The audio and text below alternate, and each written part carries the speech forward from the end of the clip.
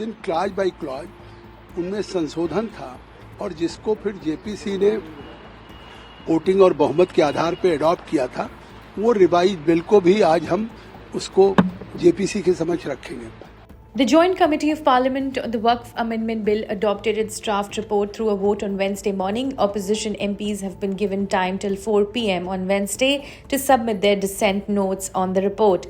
The Indian Express has learned that voting was conducted during the final meeting of the committee on Wednesday, with 14 votes in favour and 11 against it.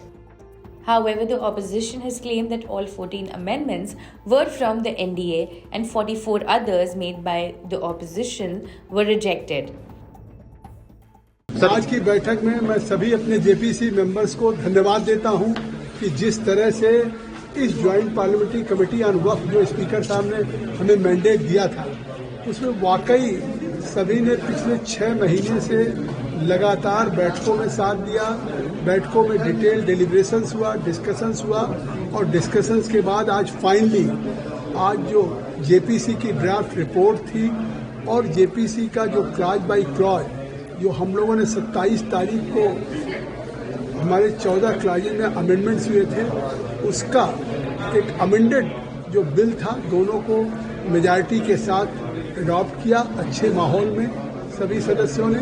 और मुझे मालूम है कि जो आज हमारे amendments move किए थे क्लॉज बाय क्लॉज में, उसमें बहुत सी ऐसी बातें हैं कि जिसको कि आज विपक्ष भी जिस पर विरोध कर रहा था, शायद वो इशूज भी एड्रेस हो गए हैं। और मुझे लगता है कि ये बिल आने वाले दिनों में जो एक मंशा है कि सरकार की वाकिफ की मंशा को आपने देखा होगा पहली बार जोड़ा गया कि किसी वाकिफ के वक्त में उसका फायदा पसमानदा को, गरीब को, विमेन को, बच्चों को, आर्फन को मिले। वाकिफ इंटेंस मतलब ये पहली बार हमने इस सेक्शन को जोड़ा है, तो जिसको कि हमारे अडॉप्ट किया गया है।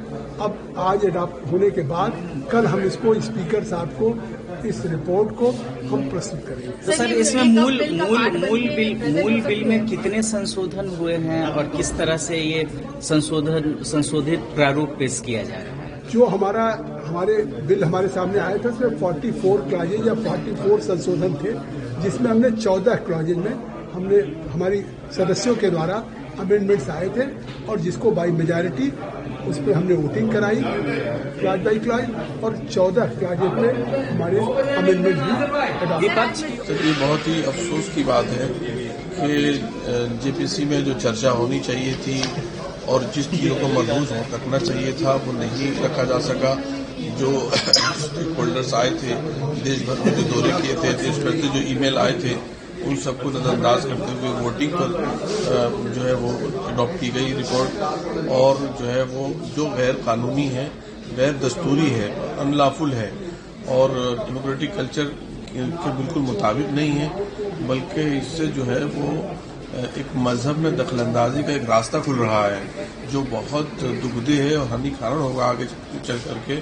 उसकी वजह यह है कि हम तो पेरिटी चाहते हैं कि तमाम मज़ाहिब के लिए एक ऐसा कानून हो कि जिसमें जो है सबकी विशेषताएं जो हैं, उनकी सबकी अलग अलग जो खसूसियात हैं, आइडेंटिफिकेशन है, वो बाकी हों। लेकिन इसमें पेरिटी नहीं है, बल्कि इसमें एक इम्तियाजी सलूक है, डिस्क्रिमिनेशन पाया जाता है। इसमें मुस्लिम्स के साथ में, मुस्लिम लॉ के साथ में जो डिस्क्रिमिनेशन है, वो सिलसिला कब बंद होगा? ये समाजवादी पार्टी इसके लिए आवाज़ उठाती रहेगी कि इसको बंद होना चाहिए। डिस्क्रिमिनेशन का, भेदभाव का जो एक मुस्लिम्स के लिए जो एक सिलसिला चल पड़ा है, समाजवादी पार्टी उसकी मुखालिफत कर रही है, करती रहेगी। नहीं, हमने अपना जो मत था वो जेपीसी चेयरमैन को दे दिया और ये रिपोर्ट का हिस्सा है, इसके बारे में कोई मीडिया में बातचीत नहीं हो सकती। I have given my dissent note. On behalf of Trinamool Congress, both myself and Mr. Nazrullah, both have given the dissent note containing 32 pages.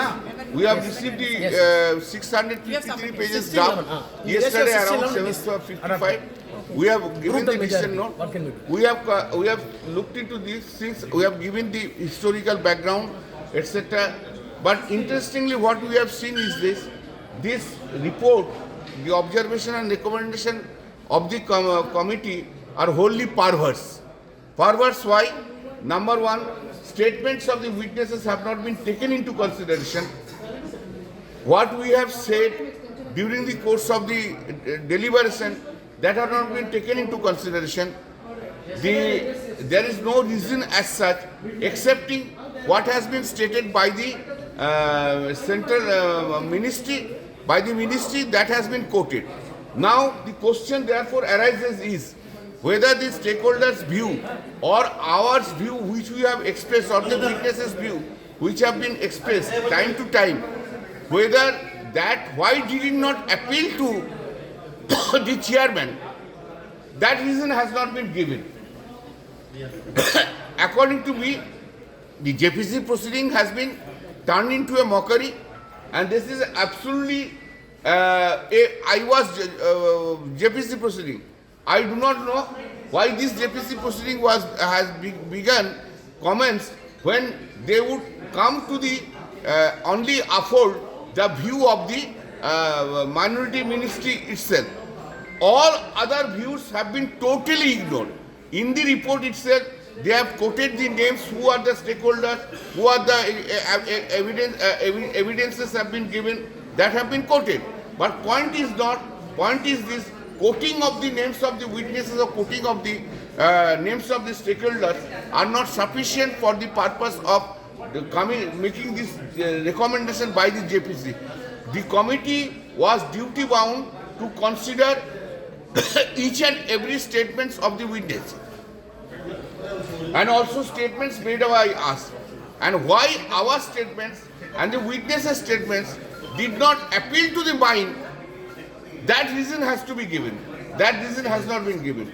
The report itself indicates that it was the predetermined mind of the majority members to bring this report. Whole entire thing for last 8 months which have been done, unnecessary money has been spent from the exchequer. It is exchequer. What is the use of it for doing? It could have discussed there and they could have done it. जब चुना हुआ नेता अपने आप को बादशाह समझने लगता है, गुरूर में ऐसे ऐसे कानून बनाता है जिससे पूरे समाज को बर्बादी की तरफ ले जाता है, और उसी का एक एग्जाम्पल है आज। बाकी हमारे साथी बोलेंगे। देखिए, जितने भी प्रोसीडिंग्स अब तक चले उसके बहुत सारे जो डिस्कशन उसमें हुआ था, बहुत सारे सजेशंस जो आए थे, बहुत इंपॉर्टेंट सजेशन जो आए थे, उसको इसमें इंक्लूड नहीं किया गया। ये तमाम विरोध के बावजूद सरकार अपनी मनमर्जी की है, अपने हिसाब से इस रिपोर्ट बनवाई है, अपने हिसाब से छोटे मोटे लिफाफती करके कुछ अमेंडमेंट्स किए। हम चाहते थे एक बराबरी का सबको हो। देश में जितने समुदाय हैं, सबके जो पूजा स्थल हैं, जो धर्मस्थल हैं, जो सबके प्लेसेस ऑफ वर्शिप हैं, सबके लिए गवर्नेंस और एडमिनिस्ट्रेशन में एक पैरिटी हो। लेकिन यहाँ पे देखा गया पहली बार कि एक अनकॉन्स्टिट्यूशनल अमेंडमेंट्स लाए गए हैं, माइनॉरिटी के राइट्स का हनन हुआ है, और ये कॉन्स्टिट्यूशन में जो माइनॉरिटीज को जो राइट्स दिया गया था उसके खिलाफ में ये अमेंडमेंट्स लाया गया है। हम क्लियरली कांग्रेस की तरफ से क्लियरली कहते हैं, और हम चाहते भी थे कि हिंदुस्तान में जितने समुदाय हैं उनके तमाम प्लेसेस ऑफ वर्शिप का गवर्नेंस और एडमिनिस्ट्रेशन के लिए ये एक तरह के रूल हो।